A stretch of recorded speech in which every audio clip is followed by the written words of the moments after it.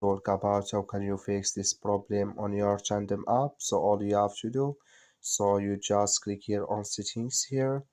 So when you just click on settings, it's going to take you to this list. And all you have to do, so you just go down here, you keep going down, then you click here on apps, then you come to apps list here. In here can you log in here for Tandem app, or just click here on search.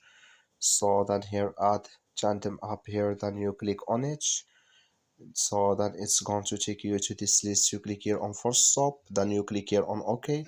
So then you go down here, you click here on storage, come to storage list here, just click here on clear cache.